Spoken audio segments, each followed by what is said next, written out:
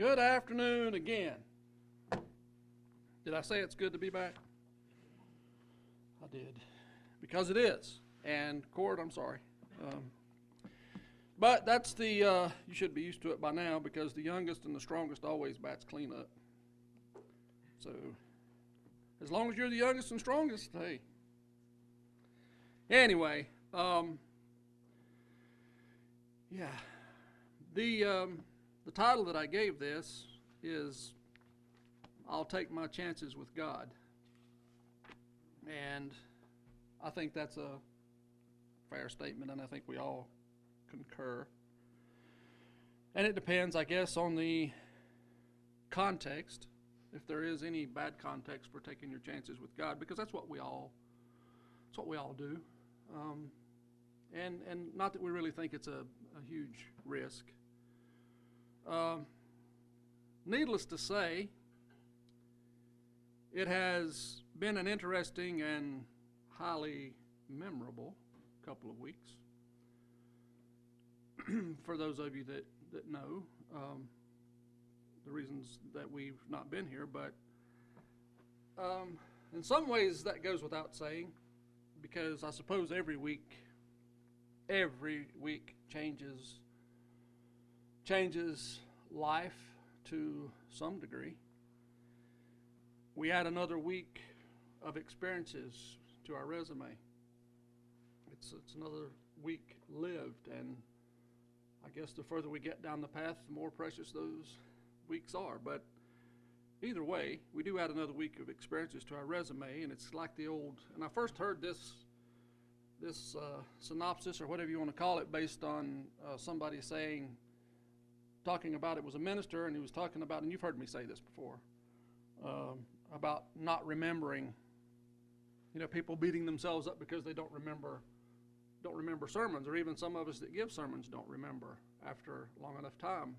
You'll see some old notes or something, and it reminds you that obviously if you look at the notes and you say, yeah, I remember that message, but you wouldn't have if you hadn't seen the notes. But either way, and the comment back to that was, well, we don't, every meal plays a role in sustaining us, but we don't remember every one of them. So it's what you take in the moment, right? When you hear a message or you give a message, because I say it often that I'm the first partaker, and I think we all feel that way, those of us that speak, because when we're preparing the message, it's speaking to us, and even sometimes when we give it. So we don't remember every meal, even though they sustain us. So it's kind of the same thing with experiences, I guess. We have another week of experiences, but we may not remember all of them. But I have had, and that's the reason I said these past couple of weeks have been interesting and highly memorable.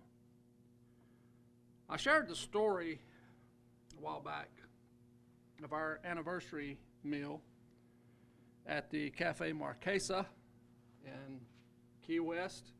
We were down there this past summer for one of our anniversaries. We have two, a marriage anniversary and a wedding anniversary, which were a year apart. But anyway, and you may have heard it, you may have forgotten it. Most likely you did.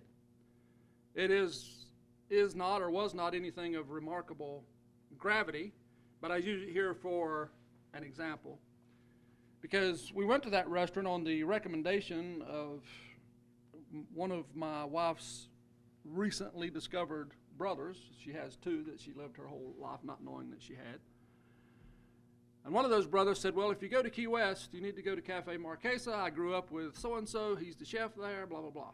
So it turns out the night we went there for our anniversary, he wasn't there, but they did treat us well. But I looked at the menu, and because it is a professional chef and so forth, it's not the same menu every night, and they don't have just, some restaurants you go to have such a wide range of choices. It takes you 15 minutes. The waitress comes to your table a couple times. Y'all ready to order?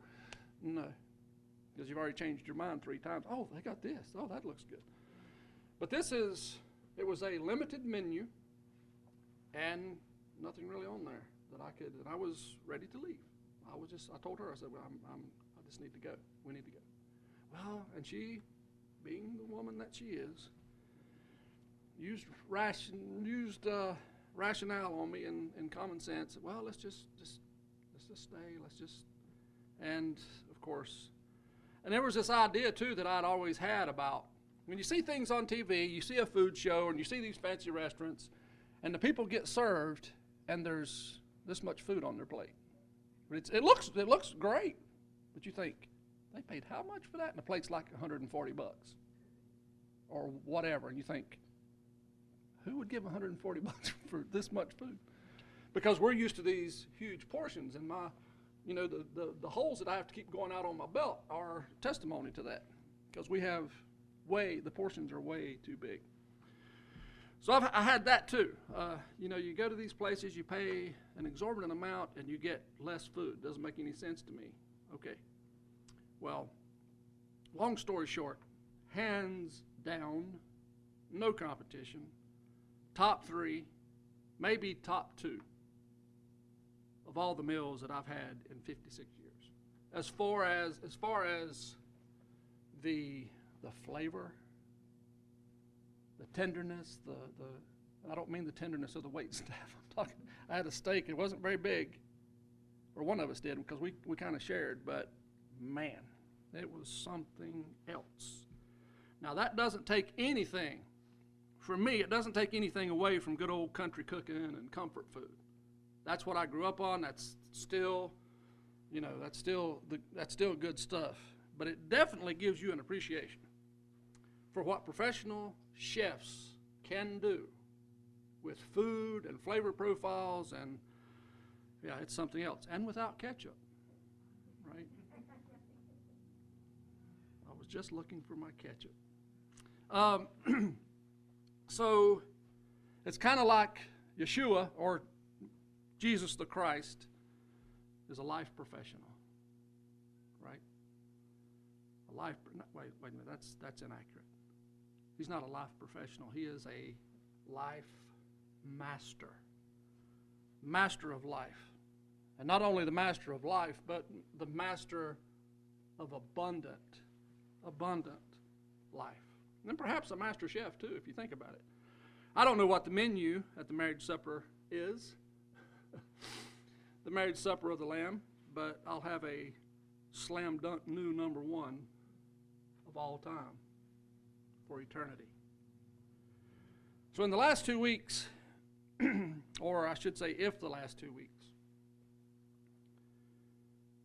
hasn't memorably changed my life, changed the person that Freddie Carroll is, shame on me.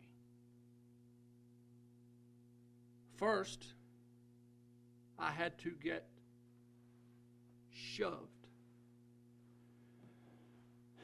out of my comfort zone. Check. Assimilate information that I'd rather not have. Check. And that means the attempt to assimilate this information that I'd rather not have. Not necessarily a grade on the success. Remember when you were in the first grade and your paper would just get a check because you did a good job instead of a actual score.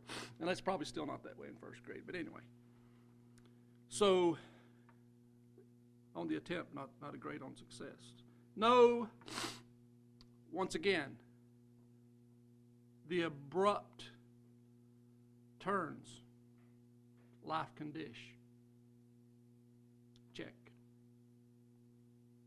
Realize afresh the frequency in which you fail to receive all of God's greatness, His generosity, and the blessings right in front of you. Check, check, check.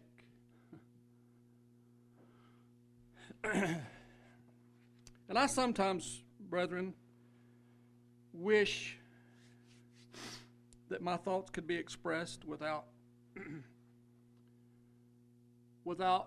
my emotion being so obvious. I can only say that if it annoys you, take it upstairs, because you can tell God He should have put Freddie together differently. I'm not laying fault at His door for all my fallibilities. I'll own them. And I'll take my chances with God. The 14th Psalm, which Cord used part of last week, starts with, "The fool has said in his heart," or the fool has said in their heart, "there is no God." And I guess I won't say that's never resonated with me stronger or better than it has these past couple of weeks. But the fool has said in their heart, "There is no God." Now, I don't fancy myself a fool. Not in that regard. That He exists is woven into the fabric of my being. And always has been, at least for as long as my memory can attest. Okay? And since we're in the football playoff season, and I know many people have disowned and done away with that, and that's okay. I can see why. But, all is well when you're in the pocket and you're well protected. But when the pocket collapses, when adversity and helplessness are in your face, skill and acumen are on the spot, right? You are exposed. And it's a feeling. The shove. It was a text message at 8:08 p.m. on Thursday, January the 5th. And all I can see is Charlotte, Christy, electric bike, hit, hospital, life-threatening injuries. Pray.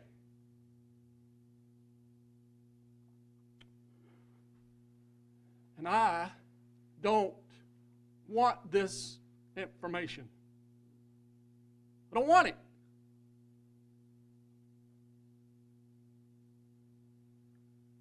The neurons up here are trying to unscramble the letters.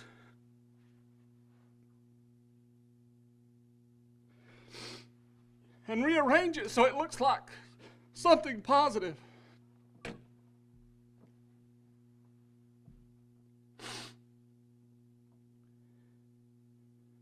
The image of Christy and the words life-threatening don't blend well. So I can only look at my wife sitting next to me with disbelief. And then her like, what is it? Then I see what I'm feeling register on her face. Now, my brain has to assimilate the information as it appeared. There's no unscrambling the letters anymore. We had no more than exchanged that look and words when Corey walked in the front door. And there was no wondering. There was no wondering if he had gotten the same news. The next gear, that was at 8:08. The next gear, at 8:14. Please pray loudly for Christy Crowder showed up on your Facebook Messenger or our chat stream or thread, whatever it is, on Facebook Messenger for the church. Because what?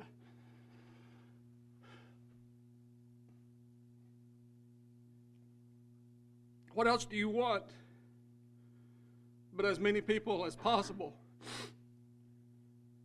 beseeching God. Not that God waits for our invitation to be on the scene. That's not the way it works. For anyone seeing or hearing this that may not know who these people are, I mean, Corey obviously is our son. Even if he's not our son together, we're his parents. He has a mother. No one's denying that. A wonderful mother. Christy is, and if you don't know me, if you're watching this, you probably don't want to know me, but this lovely young woman over here isn't the first time I've been blessed with a wonderful marriage. Our kid's mother has been gone for approaching 10 years, but anyway. So Christy is Linda's oldest sister's daughter, and she happens to be the oldest daughter for her and Pam. Pam and Buddy have 2 daughters. Christy's the oldest at 30 years old. She is the eldest of Pam and Buddy's 2 girls. She got an electric bike for Christmas. Maybe wasn't familiar enough with it. She's riding in a residential neighborhood in Charlotte, and apparently mistakenly throttled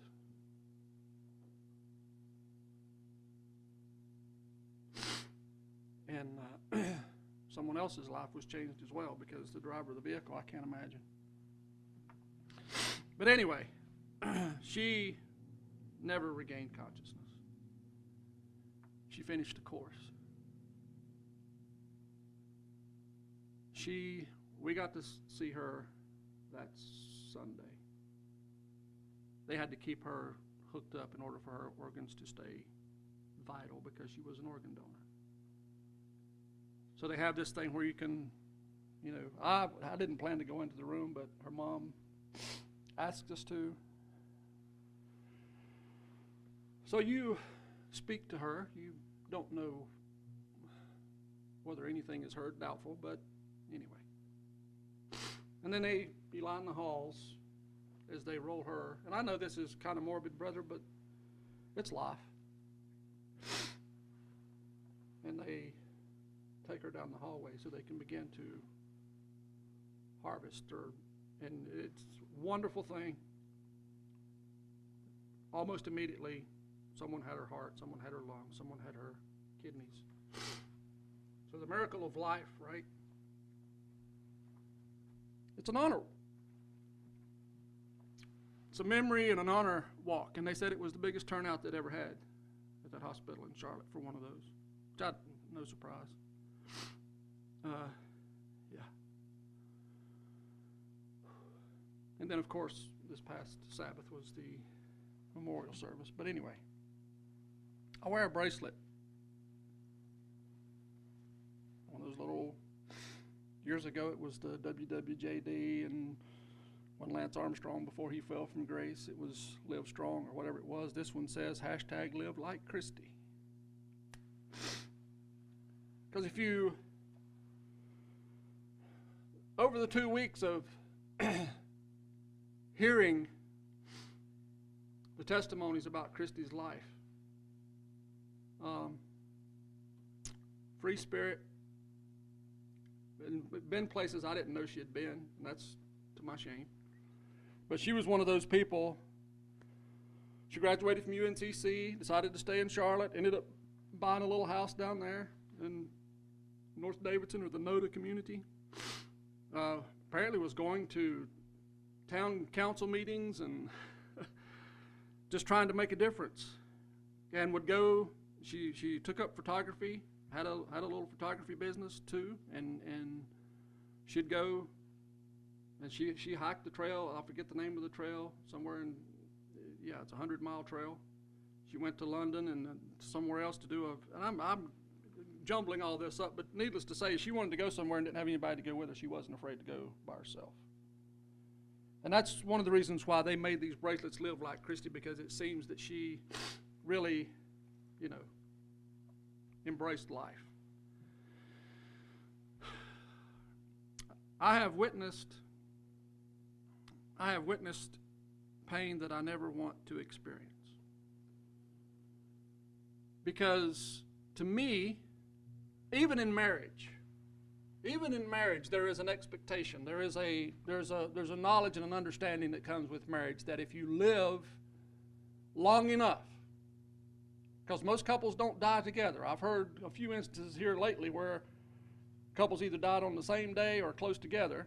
And I know with why is his name? Bob McCullough. Bob and Flo McCullough was really close together. But under normal circumstances, one of you is going to have to say goodbye to the other.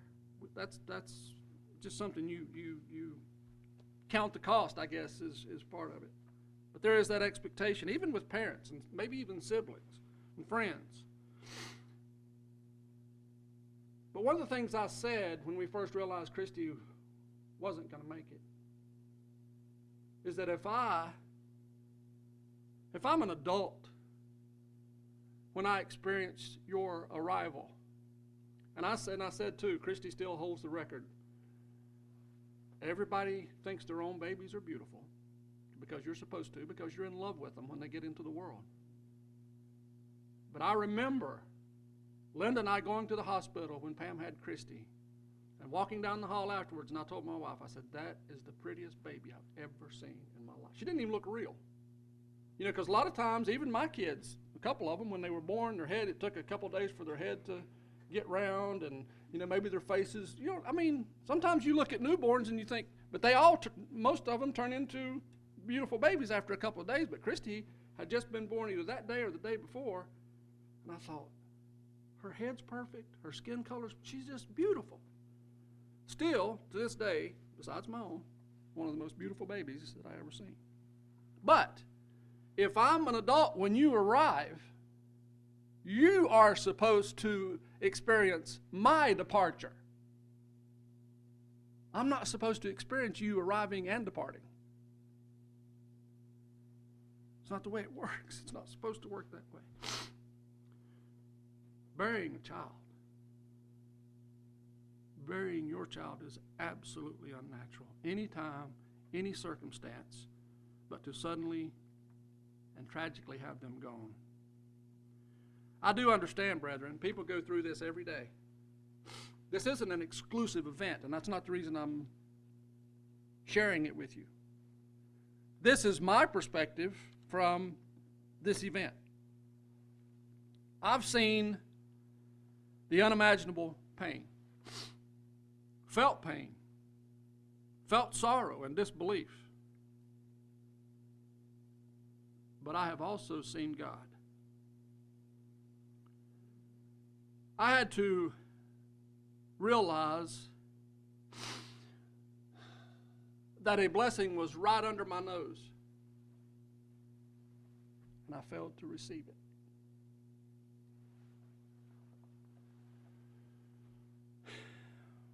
Oh, Pastor, it's easy to speak so fondly of someone who has recently passed. I'm not sainting Christy Crowder,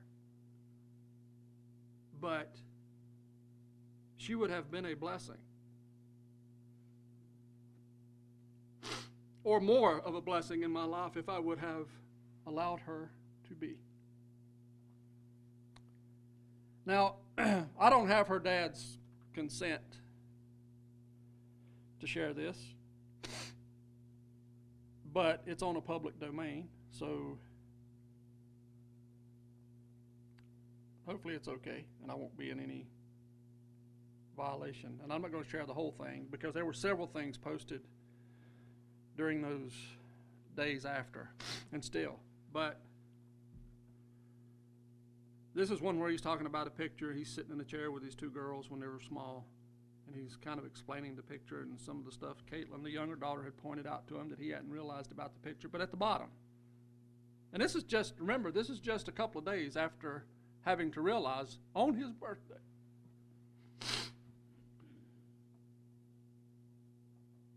And you'd have to know Buddy and those girls. I don't know if I've ever seen a father any closer to two daughters.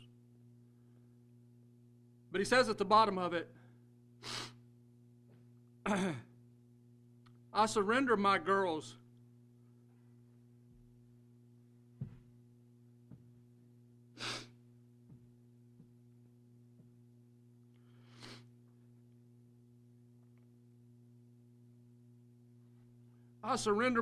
to you, God,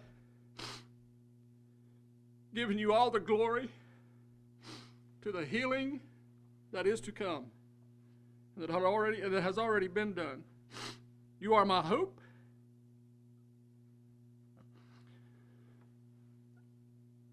And my faith rests in you. I ask you to give Caitlin the peace only you can provide, from one father to another. Amen.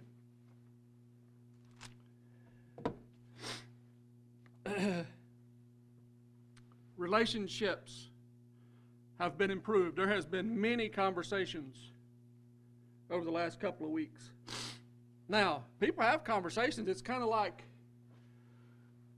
after 9/11, right? We were all in this together. We're all unified. How long did it last? Until things got a little better. So I know this takes work. I know that it takes work. But relationships have been improved, and there is work to continue. I'm going to turn to, just so I'm not accused of doing this without a scripture, which I've already quoted a couple, but I do want to read from Luke chapter 6 for just a second.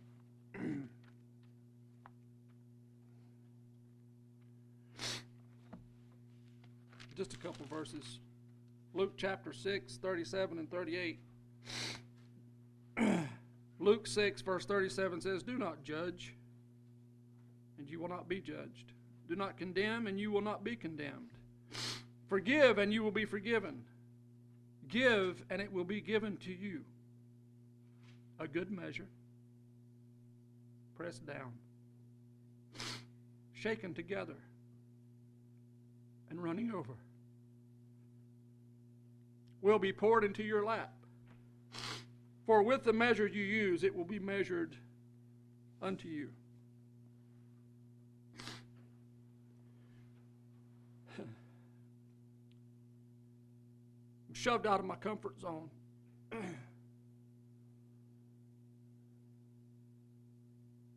You know, I don't know how many people's mind works like mine, and you've heard me kind of say this before, but when tragedy happens, 10 years ago, 2 weeks ago, and when tragedy shows up, I have these questions and ponderings about how many times God delivers us from danger, maybe even a lot of times when we don't even realize that we're in danger. How many times he holds us up or speeds us up or moves things out of the way or whatever it is. But then sometimes he allows things to take place. So on January the 5th, could he have held that person up, sped that person up, had Christy at a different place, and again, this is not laying anything at the door of the Lord that he caused or had anything to do with this accident happening, because sometimes things just happen, but then you have those ponderings of,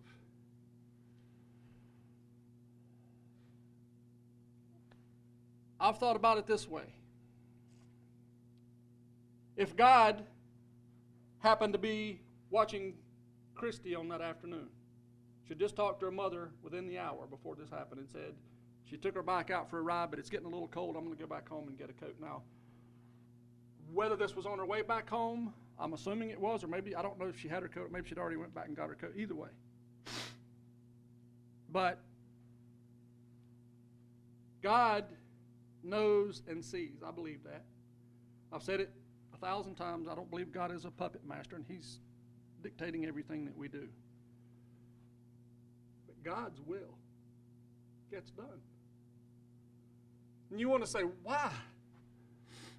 And I've heard many people, and believe me, we saw a lot of people over the last couple of weeks, family members and other people saying, this should have been, I'm old or I'm whatever. Why Christy? And one of the places where I get comfort is, I know He could have made things different, but He didn't. And you ask yourself, well, this isn't an uncontrollable situation for God. No matter what took place that day or how it ended up, God still got Christy. She's no less in His hands than she ever was. He's got it. So how do I know that He didn't need to bring about some growth and some relationship improvements? Or, one of the things I thought about in this honor walk is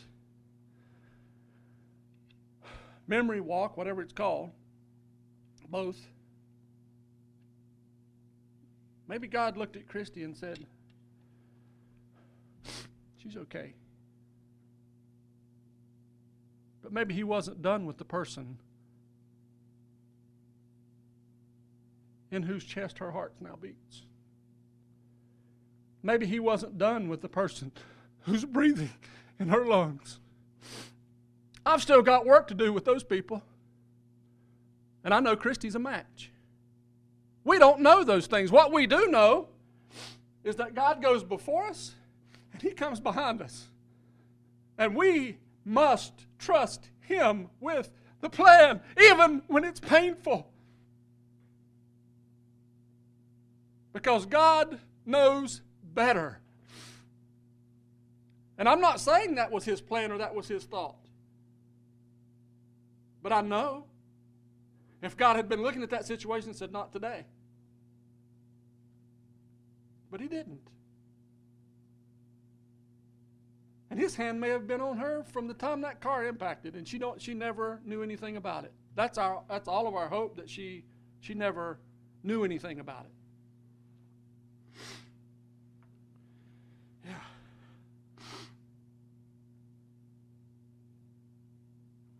So then, it says in Philippians 2:12, and you know this scripture. So then, my beloved, just as you have always obeyed, not as in my presence only, but now much more in my absence, work out your own salvation with fear and with trembling. Relationships, family, allowing yourself to see God in everyday things. And that's what that is. It's a relationship. Work out your own salvation with fear and trembling. It's a relationship between you and God. And it's a walk. But that relationship, brethren, I will take my chances with God.